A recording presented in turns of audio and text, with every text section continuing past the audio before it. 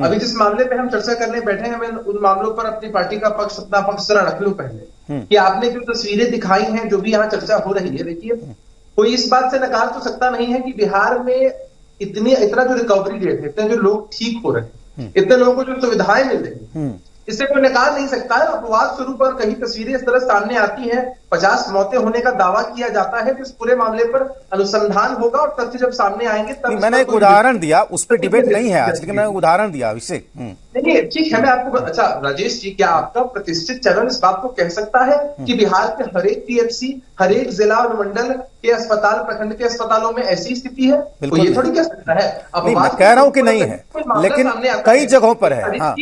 अच्छे और बुरे पक्ष दोनों को दिखाना चाहिए राजेश जी, मेरा मानना है कि कहीं पे गलत पक्ष है, अगर कहीं गड़बड़ी की जा रही है। आपने देखा था कि पिछली बार जब जांच की जो रिपोर्ट थी उसमें किसी ने गड़बड़ी करने की कोशिश की थी, एक अखबार में खबर छपी थी, उसके बाद स्वास्थ्य महकमे की तरफ से एक स्पेशल टीम गठित करके दोबारा से पूरे बिहार में जांच कराई गई। तो हम तो भाई कोई पॉलिसी रखते नहीं है ना कि किसी ने गड़बड़ी की है और हमको उसको बचाना है। और दूसरी बात कि हम लोग यहाँ बात कर रहे हैं कि तीसरी लहर से हम कैसे निपटे। दूसरी लहर में अभी हमारे लिए एक सुखद परिणाम सामने आ रहे हैं कि लगातार बिहार में रिकवरी रेट जो है बढ़ रहा है, डेथ रेट घट रहा है, संक्रमण का दर भी घट रहा है। और जहां तक तीसरी लहर की बात है राजेश जी, उसके लिए दो परिप्रेक्ष्य बड़े इंपॉर्टेंट होते हैं। पहला कि वैक्सीनेशन ड्राइव को और तेज किया जाए, और दूसरा कि अतिरिक्त जो स्वास्थ्य सुविधाएं हैं उनको मुहैया कराया जाए। आप सबने खबर चलाई भी होंगी कि पंचायती राज विभाग की तरफ से जो 15वां वित्त आयोग की जो राशि है उसके माध्यम से कैसे स्वास्थ्य उपकरणों को, स्वास्थ्य केंद्रों का हाल है उसको न बोलिए। ये मुझे कहने दीजिए, आपने तो लाशों पर राजनीति कर ली है। सुन लीजिए मृत्युंजय जी, सुन लीजिए। पूर्ण बात की गोद में लाश इस पे बात हो चुकी, बात विभाग हम लोग कर चुके इस पे मृत्युंजय जी। हाँ, क्या बोल रहे हैं भाई, कुछ तथ्यपूर्ण बातें हो जाए, ये जानना चाहते हैं। ठीक है, मैं आता हूँ अभिषेक। हाँ, उससे कुछ नहीं होगा।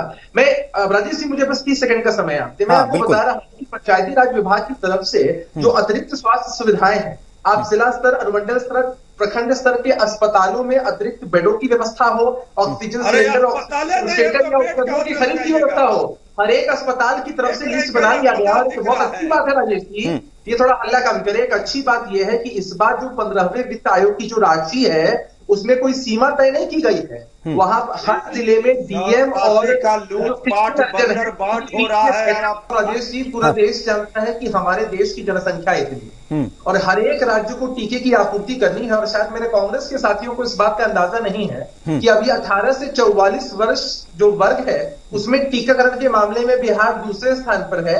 आज ही टीकों की डोज पटना एयरपोर्ट पर पहुंची है।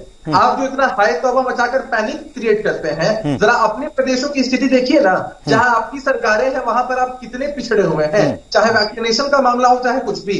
मैं एक और बात कह रहा था राजेश जी कि बिहार की सरकार ने यह फैसला लिया है कि 70% जो टीकाकरण केंद्र होंगे वह ग्रामीण इलाकों में रहेंगे और 30% ही शहरी इलाकों में होंगे। 70% देने के पीछे हमारी मंशा एकदम क्लियर है कि ग्रामीण इलाकों के जो लोग हैं उन तक हम इस टीके को पहुंचाना चाहते हैं। सरकार तरफ से प्रयासों में लगी हुई है। अभी तक और बिल्कुल अभिषेक, वक्त की थोड़ी कमी है। हाँ, वाइंड अप करिए। इस तरह की राजनीति करते थे। एनडीए का टीका है, भाजपा का टीका है कि आरएसएस का टीका है।